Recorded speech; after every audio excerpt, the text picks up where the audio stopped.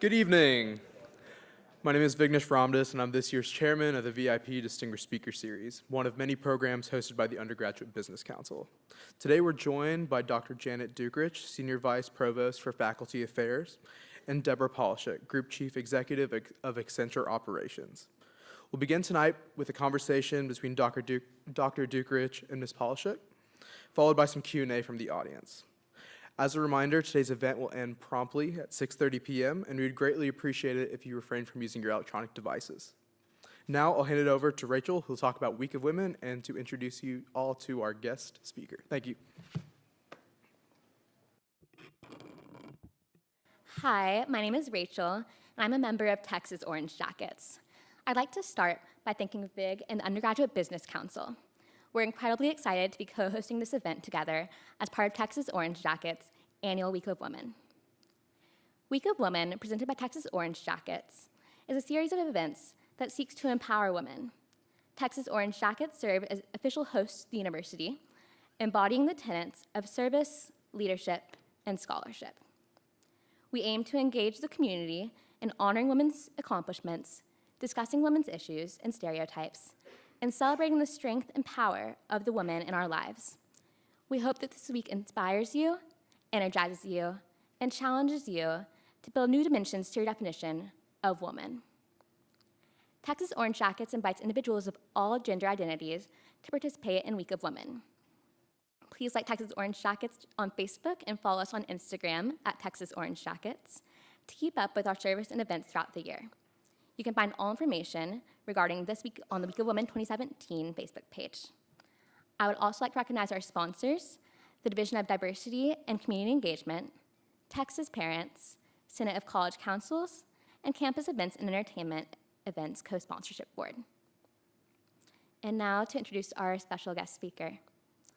After receiving her undergraduate education from Tulane University and her MBA from the University of Texas at Austin, Macomb, Debra Polishook began her career in 1985 as a management consultant at Accenture, then known as Arthur Andersen Consulting. In 1997, Ms. Polishook was promoted to managing director of Accenture's media and entertainment client portfolio in the Northeast United States. Later, she served as a global quality and client satisfaction lead for business process outsourcing, as well as the lead for Accenture's business support services team that provides a set of common services across the company's business process outsourcing contracts. From 2010 to 2016, Ms. Polishook was Group Operating Officer for Accenture Operations, responsible for executing business strategy and driving operational excellence. And recently, she was promoted to Group Chief Executive of Accenture Operations. In this role, she oversees Accenture's comprehensive portfolio of business process services, as well as infrastructure and cloud services, including the Accenture Cloud Platform. Beyond her work at Accenture, Ms. Polishook serves as an advisory board member for the nonprofit organization Back on My Feet. Additionally, she is involved with the Woman to Woman mentoring program at Tulane University. And now that you all have heard a little bit about our guest speaker tonight, please help me welcome Debra Polishook and Dr. Dukrich. Well, thank you, Rachel and Vig, for the introduction. And it's Debra, it's a great honor to have you here, so I appreciate it. So typically, people really like to know kind of how you got started in your career. So could you tell us a little bit about your very first job? Sure. And also, I'm absolutely delighted to be here. It's so much fun to be back at UT in Austin on campus. I haven't been back here since 1989 when my baby sister, who's now turning 50, graduated from Macomb's undergraduate. So it's awesome to be back. How did I get started? My first job. So this may resonate with some of you in the audience. When I turned 15, I grew up in Miami. You know, you were allowed to work at the age of 15. And I immediately said, how can I make money? I love to work and make money. So I got a job at Burger King. And I started as a cashier, and then I worked in the back, and then I worked all through high school in Burger King, and I finally got to be production manager, where I ran the whole back of the restaurant, right, to make sure everything would get out on time. And what was so interesting is up until that point in my life, I thought for sure I wanted to be a doctor. My father's a doctor. I wanted to go into medicine. But that little taste of being in business And what I found is fast food is a microcosm of a business. I mean, literally, you have customer service happening, you've got production, you've got a whole, process of making something. So, and you had to order stuff, so you had inventory, you had supply chain, you had to schedule the employees, you had to deal with customer complaints. And dealing with all that in such a fast-paced environment really engaged me. And I thought, you know what? Maybe I don't want to be a doctor. Maybe this little taste of business is for me. So that's how it all started. So what attracted you to Accenture? So you went there after you graduated? So yes, so when I finished undergraduate, and it was in 1983, and you all don't know this, but I'll tell you, we were in a horrible recession. So they do happen cyclically, and 1983 was just a bad one. So I wasn't able to get a good job, or a job. Mm-hmm. So I thought, I should go to grad school. And that's when I started to look around, and I ended up applying to University of Illinois and University of Texas. I hadn't been to either campus, or I had been to Illinois, but I had into the state. I'd been to Chicago, but I had never even been to Texas. So I drove with a friend from Tulane, and I was like, this Austin is amazing. Forget Illinois. I'm going to come here if I can get in. So I got in, but I also knew that for graduate school, the deal I had with my parents, they paid for undergrad, which was great, but that I was going to have to put myself through grad school, which was fine. And UT at the time was even affordable for out-of-state students. So I had to get a job. I found a job through the Job Placement Center at the Bailey Square Surgical Center, which I believe is still here, because I was looking for that healthcare connection in business. So they were looking for an MBA student that could help them set up a general ledger, accounts payable, accounts receivable, because they were going to computerize everything. Everything had been manual up until that point, and I thought, that sounds really interesting. So I applied, they hired me, and the company that was helping Bailey Square actually do this work was Arthur Andersen, because they were doing advisory services part of their audit practice. So I built a connection with Arthur Andersen, and when it came time to graduate, they said, you should really interview with Arthur Andersen. We have a small office in Austin, but we have a big office in Houston, so why don't you interview with the Houston office? And so I did. I got hired, and then I got engaged to a guy from New York who wanted me to move to New York. So I was like, how do I tell them this? So I asked if I could transfer to New York before I even started. And they said, you'll have to interview again, because each office kind of ran independently. But they sent me lots of positive references, and I interviewed in New York, and the rest is history, because Arthur Andersen became Andersen Consulting in 1989 when we split consulting from audit. And then in 2000, we went to arbitration to separate the two businesses. And as part of that arbitration, actually the arbitration started in 97, the year I made partner. As part of that, we lost the ability to use the Andersen name, so we had to rename ourselves. We renamed ourselves Accenture in 2001, and we went public. And so I've really worked for Arthur Andersen, Andersen Consulting, Accenture, but it's all been sort of the same. Mm-hmm. So do you mind talking a little bit about that time? Because that was a kind of a tumultuous time. Yes. With Andersen. Yes. And I remember seeing a lot of Andersen employees saying, hey, we're good people. And they were getting a lot of bad press at the time. How did you manage that? Because you probably felt you were working for a really good company that got a lot of bad press. Yeah. So it was interesting because in 1997, I became a full-fledged equity partner. We were a private company at the time. And I went to my first partner meeting in San Francisco. And we were going to vote at that time. We had the Arthur Andersen audit partners presenting to all the partners. We had the Andersen Consulting partners presenting to all the partners. The Andersen Consulting guys were saying we have to separate from Arthur Andersen because too much money, we were making too much money, and then the way the partnership worked, everybody shared in it, and we felt, honestly, as partners, we should be getting more. We were bringing in 2 or 3 times the amount Arthur Andersen was. So, there was this thing about going to figure out how to separate. And, during that meeting, we took a vote. And the Andersen guys would meet with all the Andersen partners, and the Arthur guys would meet with all the Arthur guys. And it was this really heady stuff. And I thought, wow, it's big to be a partner. That was the last important partner meeting I ever went to. Anyway, we voted. We decided to go over arbitration. We co-selected an arbitrator, a gentleman from Colombia. We had to pick an arbitrator from a country where we didn't practice. And, it was kind of an ugly arbitration, to be honest with you. And it was a lot of bickering and fighting. And this was before the whole Enron thing happened. Okay, so we decide, the arbitrator decided to separate us. We had to come find a new name. They got our training center. They split all the assets. It was like kind of an ugly divorce. And then Enron hit, and that's really where it got ugly for Arthur Andersen. And for us, even though it didn't affect, Accenture, we still had relationships, Sure. right? I mean, I had relationships with the Arthur Andersen partners in the New York office. They did my taxes.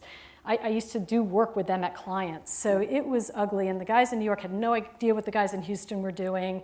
And it really was sad. It was very, very sad because it was such a great company. And even the audit side, even though we decided to separate, it was a great company. It was an iconic company. And the irony is that, even though they were accused, they found guilty, years later when it went through all the judicial system, it was overturned and they were found not guilty. But by that point, the entire company had been disbanded. All the partners left.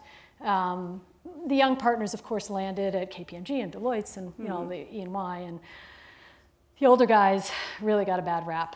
They lost their retirement. I mean, it was ugly. There's no other word for it, and it's sad that they ultimately were found innocent, but they were destroyed in the process. Sure. Were there any, now reflecting back, any lessons learned that you took from that? I mean, you weren't obviously involved in any of that, but anything that you look back in terms of how I teach organizational corruption, so I mean, this is a topic that's near and dear to my heart. So of how people can avoid being caught up in these types of situations. Yeah. Well, I will say that one of the reasons Accenture went public is that we realized the partnership structure as an entity structure was very fragile, right? Because every office sort of operated independently and the partners did their own thing. And it was very hard to govern in that, and that we felt very strongly, one of the reasons we felt so strongly about going public, we were one of the first services firms to go public, was to strengthen the governance on a global basis and to really fortify how the firm was managed. So I think the firm learned that, and I think that was a large reason why we ultimately went public. I think now as a public company, and we would have done it probably as a private company as well, I mean, ethics and compliance is just top of mind. I mean, we have required training. It's all pretty much virtual, but every quarter in ethics and compliance about, corruption, paying under the table, doing business with countries that we're, United States not allowed to do business with. And it's constantly refreshed. And it's the only training that if you really don't take it, you get a lower evaluation. And that's for every level. Okay. So literally, you have to take that training. You can't skip it. You can't make it go faster. You have to take it, and it's every quarter. And I always make sure reinforce throughout the company. Reinforce it, and we have of course an ethics hotline, and it's just we actually just were awarded top ethical company Ethisphere rates companies, and we're one of 124 companies that was recognized. We've been on the list, I think, since they've started to do this, because I think we learned really a hard lesson as part of that whole thing. So for a number of years, you were a consultant. Yep. So could you talk a little bit, because I think some people here are interested in that. Could you talk a little bit about what that's like and things that are great about it, things that are maybe not so great about it? Sure. So I think consulting is a fantastic first career, especially, I think it's hard to know really what you want to do coming out of school. I mean, some people know they're an artist, they're an architect, they're an engineer, they've had this passion, they've been building or making stuff, but if you're interested in business or economics, I think it's hard to know what facet to go into in business. And the great thing about consulting is that you get to see many different industries. You get to focus on many different processes, business processes and business challenges. And so it really gives you sort of a smorgasbord of possibility. And in your early years, I would say just be really flexible, take whatever assignments come to you, and then as you sort of hone in on what you really love to do, you start to build a network around that, relationships with clients, relationships with people that practice in that area, and then you tend to be known for something, and then you progress. So I love the variety and sort of the not knowing what was next, like it's kind of exciting, it's like very adventurous. I still love to learn new things, so it always threw me in a situation to have to learn new stuff, be an expert, even though I was an expert, but a client expected me to be an expert. That's one of the challenging parts about being consultants, is you're expected to be the expert, and you're like, I just read it last night. So you learn to think on your feet very quickly, and you do become an expert over time. I think some of the downside is you have to learn how to not be in the spotlight. You are there as a consultant helping your client shine, and you want them to be the star. You want their company to be the star. It's not about Accenture, and it's not about you.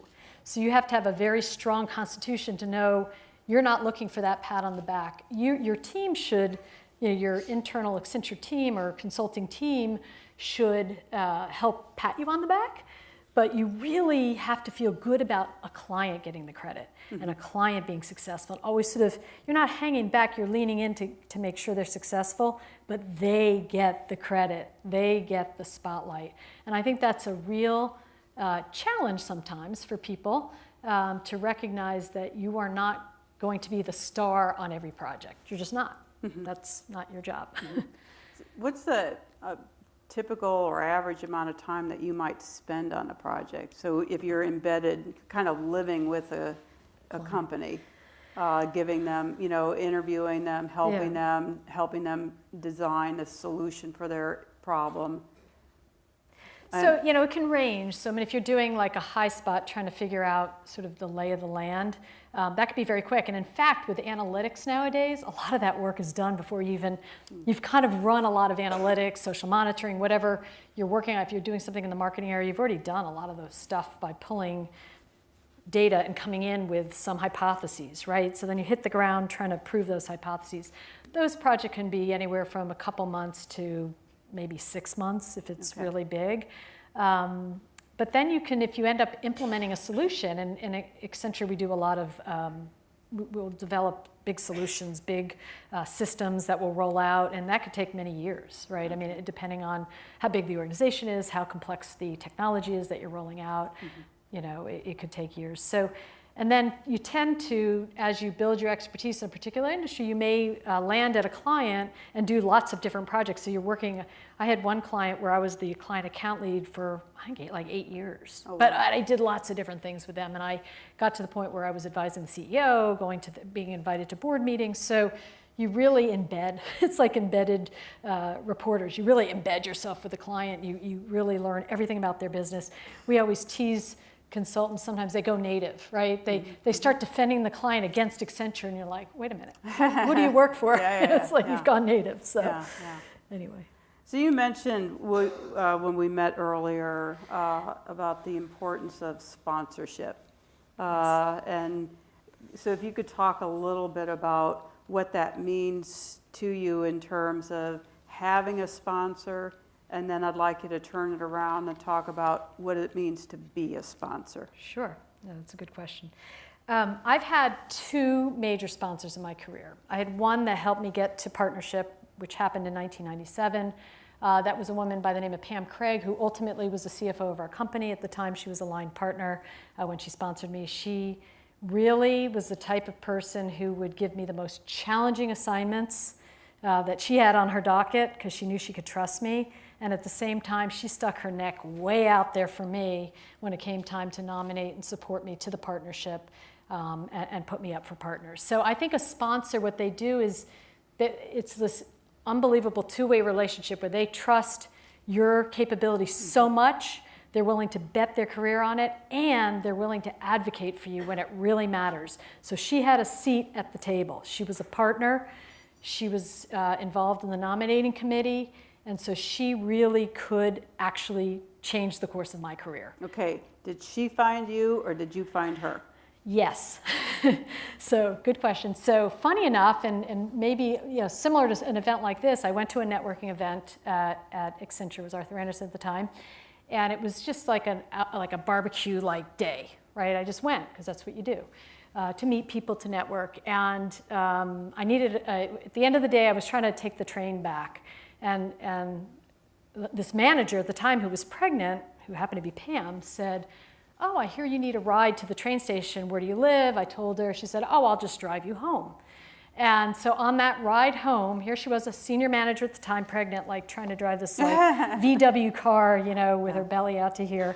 And we just struck up a friendship. And then when I was in between projects, I saw her in the office one day. I said, hey, do you have anything for me to work on? And she said, oh, funny you ask. And she put me on a project. I did a great job. She's like, I love you, you know, come work for me. So it just sort of really, we kind of found each other. And it's funny because her son that she was pregnant with at the time, Robbie, ended up working for Accenture when he graduated in my group.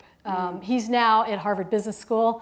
I don't know if he'll come back and work for us again. I would love for him to, but it's just so funny because I knew Robbie from this. So I had another sponsor later on. Okay, so do you see a difference between, because we just had a conversation about this today, about the difference between sponsors and mentors. Do you see a difference? Absolutely. Okay, so could you talk about what? Sure. So mentors are great people to check your thinking with. They'll listen to you. They'll coach you. They could be a peer. They could be somebody that's more senior than you, but they may not have the juice. Okay? They may be well respected and they may have good opinions and be able to be helpful to you, but a sponsor is somebody who sits in a position where they can actually help change the course of your career because of the power they have, the position they sit in, and their belief in you and their willingness to stick their neck out on the line and say, hey, I really believe in Debbie, she can do it. So my second sponsor was Mike Salvino, who was the group chief of the group I'm leading now. Prior to me, I was his COO for many years, and when he decided he wanted to go do private equity work, he went to the CEO and said, I'm ready for a career change. I really think Debbie should be the group chief. And Pierre Nanterme, who's our CEO, said, hey, that's great. I'm going to look at a few candidates. I'll get back to you. And he really stuck his neck out there for me. And first I felt kind of guilty. I'm like, do I deserve this? And sort of the imposter thing. And then I realized, so I was talking to somebody about it. I said, what do you think? The guys get the same thing. Somebody puts a name in, you know, because I felt like, oh, he was just being extra helpful to me. But this is how it works, guys. Okay, this is what sponsorship is. People that you've helped to get to be successful, like I helped Mike a lot as his GOO, and he wanted to help me, okay? He believed in me, and he was willing to go to the CEO of Accenture and say, Debbie is the right person to be the group chief. And that same thing happened with Pam when I made partners. So sponsors have the juice. They can go have the conversation, stick their neck way out on the line, and advocate for you. Okay, now you have the juice. I have the juice now, yes. So who do you look, I don't mean to be crass, but yeah, but it's true. Who do you look for to sponsor? What kind of qualities does that person have? I assume you look at males and females. Yeah, I look at males and females, and I already have, you know, in my mind, a successor. I don't know if it'll come to pass. It's my GOO, my group operating officer, a gentleman by the name of Manish Sharma. He's based in Bangalore. I believe in him. He's amazing with clients. He's just an amazing leader. And so, you know, I'm just in the role September 1st, but I'll probably do it 3-4 years. And so now, knowing that I want to position Manish, I need to figure out how to get him as much exposure to Pierre and as much, you know, exposure to many of our leaders to ensure that when I decide to pass the baton and I say, you know what, my number one choice is Manish, everyone's like, I don't want anyone to say who's Manish, right? So, but I am looking across my whole leadership team, and I have a number one, a number two, and a number three, and it is gender neutral, ethnicity neutral. It's whoever I think can lead and be a great steward of the business. That's really what I'm looking for. Somebody who really our people respect, our clients respect, the leadership team of the firm respects, and that's all it's about. Not somebody who's, you know, excuse the word, kissing up to me or brown nose. That's not interesting to me. In fact, that's a complete turnoff. Just little advice doesn't work. I mean, it may work with some people, but not for me. Not at all.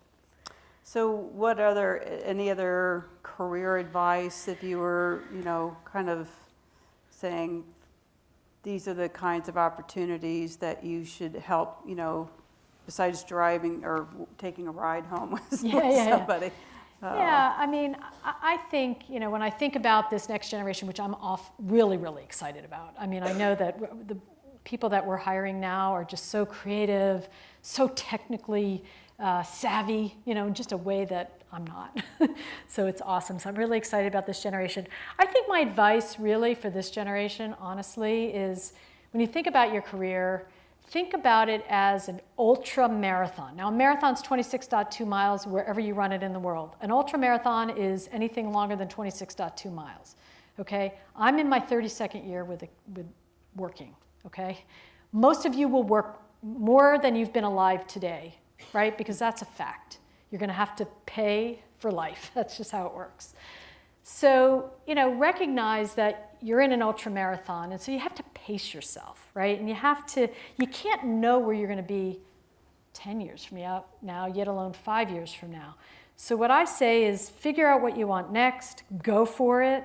While you're doing that, do it as extraordinarily well as you can, be an expert in it, dig in, immerse, become brilliant in it, and then look up and say, what do I want next? And then start to point yourself, one step at a time. When I joined, did I ever think, first of all, would I be with the same firm for 32 years? No way. If somebody would have told me that, I'd be like, you have 3 heads. Mm-hmm. So never knew that, took it one step at a time. 2, when I was looking up the ladder, I didn't look to the CEO. I looked at person 1 level above, maybe 2 levels above, and said, hey, could I do that? And can I do it as well, or if not better? If the answer was yes, pointed myself in that direction. And that's how I did it. It's an ultra marathon. I'm in mile 32 now, okay? Mile 32. If I was running at it like I was going to be the CEO on day 1, I would have burned out in my first few years. Mm-hmm. I've seen it happen. People they feel like they have to work 24/7, prove themselves. It's not how much you work, it's how effectively you work and how you immerse yourself and become credible and brilliant in whatever you're doing. And I mean just really good at what you do, I think is key. And it's not hours. I don't even care how many hours my people work. I just care that they drive the outcomes that our clients are looking for. That's really all I care about. And that they take care of their teams, they're good stewards of the firm, that they represent us well. I mean, all the stylistic points, but if they're working 1,000 hours a week and they could do the same thing in 50, I think they were foolish, personally. Okay. Thank you. Well, I want to open it up to you all as opposed to any more from me. So let's see what questions you might have. My question was, what would 20-year-old Debra Polishook think of where you're at now in terms of your career accolades, where you're at with your family, your happiness, your just well-being in general? I think that I would have been so delighted if I knew at 20 I'd be where I am today. I have to say my adulthood has been more than I could have asked for. I feel very, very blessed. I married the love of my life, who I met freshman year, mind you. Second week, I really played the field. I've been married for 32 years to my college sweetheart, and we're very tight, very, very tight. We never had children. We weren't able to biologically and decided not to adopt. Hardest decision I ever made. But I don't regret. And I think important when you make decisions, you never regret. And it was a very thought through and thoughtful decision. So I have no regrets, and my career has been amazing. I have seen the world. I continue to travel the world. I love to travel. I love to see the world. So honestly, if somebody would have told me at 20 I'd be where I am today, I probably would have been like, that would be my dream. I'm not sure I will achieve that, but I certainly hope I can. So thank you for the question. Appreciate your answer. Thank you. Thank you so much for coming out. I just wanted to ask, so what do you think was the one quality that you possessed that made you really great at working at Burger King and has continued to make you really great all the way through your current position? I am persistent and determined, and I love to learn. So it's kind of like a lot of things.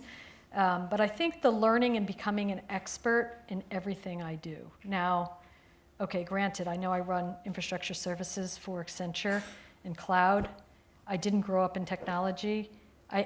To be an expert at my level means something different to be an expert of somebody who's running the services every day. So at each level, whatever it was, my remit was, I was always determined, I'm still determined to have that credibility and just that quest. I can't read enough.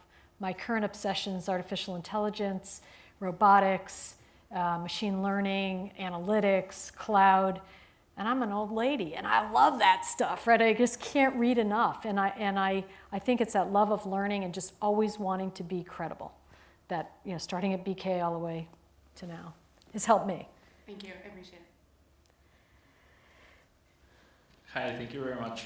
So you've worked at Accenture for many years, and definitely you're very passionate about it. Could you share something that you would like to change from the firm, and what have you tried to do to change that? So I'm on a mission with many of our other leaders to be more diverse, particularly from a gender perspective. If somebody would have told me 32 years ago that when I made it to this level that we would not have a leadership team under my watch or the firm's watch that wasn't 50-50 men, women, I would have been like, why not? It seemed reasonable 30 years to get there. We're not there. Okay, so the one thing I'm on a mission on, and I'm not asking for more. I'm just saying 50-50 from the time you start all the way to the top and on the board. That's all I ask for, equal. Why? Because it's good to have different perspectives. And of course, ethnicity is mixed in with that because we have many cultures in Accenture, we're global. Mm-hmm. But the gender piece is universal, it's global. And I never would have expected after 32 years we hadn't achieved that. And by the way, no firm, as far as I know, has achieved it. We are on that mission, and we're going to do our darndest to get there as soon as we can. Thank you.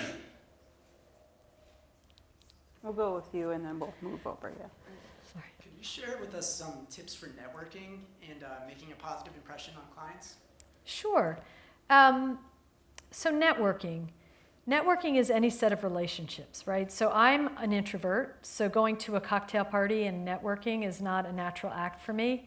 I don't do it often, but occasionally I'll look at events and I'll say, I think that's one where I'll feel comfortable. There's a few people I know and I can branch off from there, right? So I strategically pick events where I know I'll be confident and comfortable. But to me, the best networking happens when if you're in the consulting world and you're on an assignment, is trying to get to know all the clients you're working with. Take them it's very natural. Go to lunch together, take a walk together. Ask them about what their aspirations are. Ask them what they like to do outside of work. You may find that you have something in common, like you may enjoy doing a sport or watching a sport or seeing a concert or whatever, and you start to build these relationships. And why that's important is as you progress your career in whatever, if you're in consulting, through the consulting ranks, your clients are progressing their careers as well. And it's amazing because now it's funny, the CEO of Viacom, Bob Bakish, was my client back in 1993 when they were buying and selling lots of different media. That's what media companies do. And I have a to-do on my to-do list. I haven't executed it lately, but I have to reach out to Bob because we both went from managers to CEOs. Now, CEO of Viacom's a little bigger than group chief of operations in Accenture, but we both progressed our career together. I have other examples of that where my clients have become CFOs, and also my colleagues, right, within Accenture that I was on projects with, that we were late night, ordering in pizza late, they end up leaving and working for a company outside of Accenture, and then they progress their career. So it's keeping that network, keeping those relationships. And the one thing I would say, if you have a chance to, I don't know if you any of you read the book Give and Take by Adam Grant, but it's about networking and sort of a very positive way to network. So I would highly recommend that. I actually sat on a panel that Adam moderated a couple years ago in New Jersey. He's a fascinating guy, and I loved the book, and I got a lot out of it. So I would recommend reading that. Hi, good evening. Hi. I was wondering what was the hardest thing to give up to get so far in your career? I don't think I really gave anything up, to be honest with you. I think, if anything, my career has been extremely additive. Maybe a few hours of sleep, mostly because I'm crossing so many time zones, and I find I'm always craving sleep. But I really don't think I've given anything up, or trade it off. What I stopped saying about 15 years ago, I used to say, well, I'll do that when I retire. I stopped saying that. If it's something I want to do, I will do it now. Because anything you want to do, you make time for. If you don't want to do it, you won't make time for it. So, but no regrets. I say live life, no regrets, seriously. All right, thank you. Hello, I have another networking question for you. This one on the topic of sponsorship. Sure. So maybe in your life or other colleagues that you've seen, when you find someone that you think would be a good sponsor and someone you kind of connect with, what are those next steps and advice to kind of create an authentic and meaningful relationship, like finding that balance basically between I really want this position and advocating for yourself, but still remaining authentic and building that relationship with that person? Yeah, no, that's a great question. And I think in many ways I was a bit lucky, because in both cases I was in a position where I met Pam and then she asked me to work for her, and I worked my little tail off and proved to her that whatever she threw at me I was going to do extremely well. And so it just very naturally evolved into a good relationship. With Mike, actually funny story, he asked me to be a COO. I did not know him well. He actually knew of me from somebody else. And when he asked me, I said, "Are you joking?" What a dumb thing to say. Don't ever say that. If somebody gives you a promotion and believes in you, yes, I got it. I asked if I could think about it over the weekend. What an idiot. Okay, it was like the promotion of my life, right? I was scared. So, it's going to unfold in different ways. And I think the best way is to always do whatever you do well, but also build a relationship with the person, right? Get to know them as a person, not just as somebody who's going to help you. I think that's key. And you have to figure out how to help them also. So. If I could jump, yeah, because I think you made a really good point. One of the things we talked about with sponsorship is people who are sponsors are basically putting their reputation on the line, because they're saying, I'm going to put you forward because I believe in you, but they're putting you forward to other people. So they're expending their political capital. So you want to make sure that you've got that relationship with them, so that when they're putting their reputation on the line, saying, I'm going to promote you to my higher up, saying, this is a person who you should hire, or this is a person who you should promote, or this is a person who you should give that project to, that, that it's a worthwhile relationship, that they know you and that it's beneficial. Yeah. And it's nerve-wracking, because even when Mike put me up for group chief and I was promoted in June, we had a board meeting in July. He was leaving September 1st, so we overlapped for one quarter. And they wanted me to present at the board meeting, but they wanted Mike to come along. He micromanaged me in preparing for the board meeting. I'm like, dude, all these years you never told me what to do. All of a sudden you're so interested in every page of my deck. He was so nervous that I show well to the board, because he had stuck, when you become a group chief, you not only get chosen by the CEO, but the board, it's a board level approval, and it gets announced to the street, and all that. We're a public company. And it was just so cute, because he was so nervous. And I had a vacation the week before the board meeting that I had planned to Costa Rica, and I was not going to cancel. I kept saying, you have to cancel. I said, I'm not going to cancel it. And we fought about it. It was a horrible last quarter for two people that worked so well together for so many years. He was so nervous. But now I have 2 quarters under my belt, good results, and now he's sleeping better at night. And he's already left the company, so it's funny. So it really is very intense, the relationship. Thank you.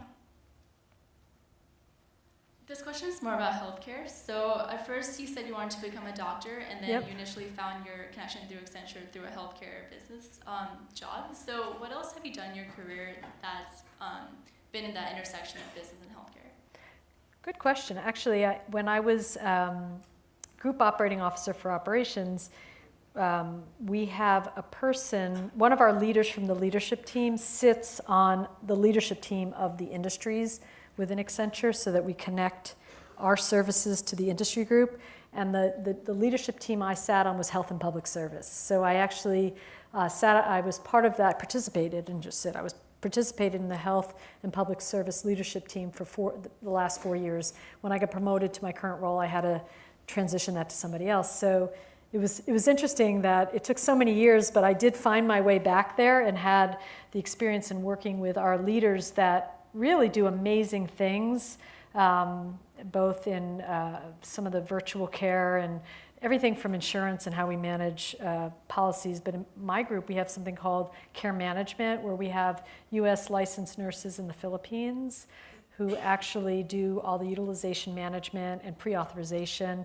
They look at all the x-rays and they figure out, and they make a recommendation. Ultimately, the doctors and the insurance company decide whether to care or not. So after many years of doing nothing in healthcare, I now have nurses on my staff, and I sat on the Health and Public Service leadership team and participated in the business from that angle for about 4 years. So it's still there. It's definitely still there. Thank you. Thank you for your time, Ms. Polishook. I just had a quick question about just recruiting in general. Do you think the type of people that Accenture is looking for is changing with the growing rate of technology? And are there any other traits that I guess remain similar within candidates for the positions available? Yeah, so I think generally we look for people that are well-rounded, that show leadership qualities, and have a love of learning, to be honest with you. I think that's what we pretty much screen for. But we also really value strong, deep technical skills with all the stuff happening with, like I said, robotics and artificial intelligence, which is really going to impact business like a change we've never seen before, to be honest with you. We are looking to have that mix of people that have good business minds, as well as people that really understand the tech.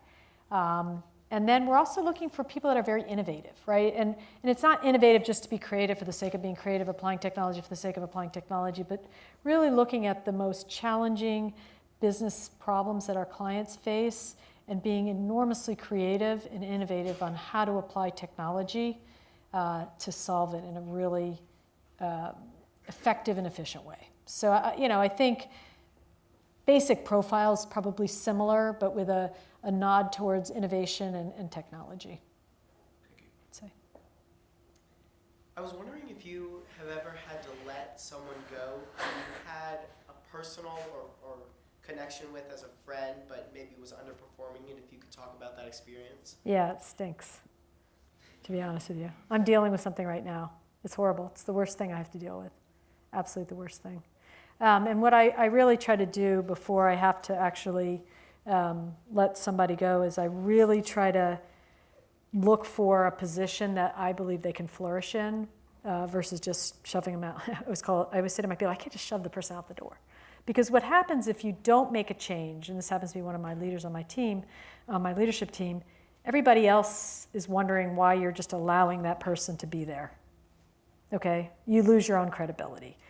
At the same time, I think it's not right to just shove somebody that's performed well enough to ascend to this level and just shove them out the door. So what I spend a lot of cycles on and working with my HR team and some of the other leaders on my team is really trying to understand what this person does well and figuring out if we can create a situation where they can flourish. And I actually have conversations with the person and say, where, if you think back to the time you were happiest in your career, what were you doing? Can we find another role for you that way? Because I believe that people sometimes find themselves in roles where they can't use their strengths. And I feel, and this particular person I'm dealing with now is somebody I sponsored. I feel horrible about it. Mm-hmm. And so I feel personally that I need to do everything I can to give this person a chance to be successful again somewhere. But it is hard, enormously hard. I lose sleep, for sure. The hardest thing I have to do. Thank you. What are some of the ways that you motivate people, kind of the mindsets you have and like the actions you take, both as a leader now and then when you're in positions where you weren't the main leader and you weren't kind of the one in charge, but still wanted to kind of align people in one direction? The hardest thing you have to do as a leader is to inspire your people. What I find works for most people is to be able to paint a picture of the future that they believe in and they want to go create with you, right? So to the degree I can describe, I have a pretty clear vision where I want to take our business, and I can articulate it in a way that excites people at all levels. It's amazing how people gravitate to that. But then there's the daily, day-to-day interactions, and everybody's unique. They come with their own strengths, they come with their own biases, they come with their own worries. And when you interact with people day to day, you really have to understand what's important to them, right? And likewise, they have to understand what's important to you. And you have to really, I think it's just a very personal relationship that you end up striking with the people you immediately work with, whether you're at my level or even one level down. And I know when I was managing teams day to day, we used to do like diner morning, right? We'd all meet at a diner and we'd huddle just without the client and we'd order our eggs and our bacon and we'd chat for a while and then we'd get down to business. But it was just fun because we would get out of the office, we'd go to a diner. It was like a very Jersey thing. We had a pharma client in Jersey. But people really looked forward to diner morning, right? Each month we had diner morning. And I'd foot the bill. It was really fun. So you just have to find ways to sort of build that camaraderie and find little rituals that you do. But I think as the leader where I sit now, it's about painting a vision of the future and getting people excited about wanting to get there with you. Thank you again for joining us here today. So you've talked a little bit about your different clients and how you've had the opportunity to travel so much, but I was wondering what you find most personally rewarding about your current position and what you've done with Accenture so far. I think for me, it is about the people, right? And watching, the thing that really makes me the most excited is when I see somebody who I met when they first joined the firm as an analyst, and then they get promoted to managing director, and they're running a big piece of our business because I've been here that long that I've seen that happen. And when I interact with those people and I think back, to when they joined, it just gives me a thrill. It just gives me a thrill to see people flower and blossom and grow into, the professional that I always believed they could be. They may have, gone and worked for other people in between, but they just are in big roles now. So I love that about my job, and I think the role I see myself in now is very stewardship-centric, right? I mean, I'm in the last mile. I mean, I'm not going to work for another 20 years. I'm probably not going to work for another 5, probably 4, right? So what I want to make sure is that I leave the business in a better place than when I inherited it. I want to make sure there's the next generation of leaders sitting around my table, sitting around the leadership table. And I want to make sure the generation after them is well positioned to replace that generation. So we have a group we've pulled together of the next generation leaders called Polaris. And we meet quarterly. And they have +1 jobs. They have their normal job and they have a +1, which is a big challenge for our business that they have to solve. And watching that team grow and putting them in the succession plan for the leaders at my table is just a thrill. So. Okay, we have time for one more question. Awesome. Being a Macomb's alumni yourself, could you give some advice or maybe words of encouragement to current Macomb students that can't see past, life after Macomb's? There is life after Macomb's. Look, I'm here, really happy. And it's funny. Again, ultramarathon, 1 step at a time. Your first mile. Our first few miles are getting through Macomb's, okay? And you're going to do well, right? You're going to do it. I promise, as hard as finals are and as hard as the papers are that you have to write and the problems you have to solve, I guarantee you will do it. So that's, the first few miles. And then you just take it 1 step at a time. We live in such a fast-paced world now. We want text and tweets and this and that. And I live in that world too, okay? I may be older than you, but I live in that world too. Everything is 1 step at a time. Even if they're fast steps. So you will make it, you will look back. This is a special time, okay? Don't forget that. When I left the center last night where I did the Accenture Leadership Series, was walking back to the AT&T Center where I'm staying, I was in the best mood, so happy to be on this campus. I felt 25 again. And because so many great memories came back. And it's hard, I didn't remember any of the hard times. And I know there were hard times. All I remembered was great things. So I promise that when you look back at your years in Macomb and UT, you're going to say this place was awesome. And you're going to have a big smile on your face. Like I was walking back to my room last night thinking, people are going to think I'm crazy. Walking back. I was like in the best mood. So happy. So you'll do great. Thank you. All right, Well, thank you both for coming out tonight. Thank we really you. appreciate your participation in actually our final VIP speaker series of this year. As a token of our appreciation, Ms. Polishook, we actually have a tradition here at VIP, and we give all of our speakers their very own cowboy hats. Oh my gosh. Wow. I'm going to Madrid tomorrow. Do you think I should wear it? Thank you. Yes, no problem. Have a picture right there. What do you think? I think I'm going to wear it on my flight because I think I'll get some attention. I'm going to Bernabeu Stadium in Madrid on Thursday night. We're doing an event there. What do you think? That's perfect, yeah. I think it's perfect.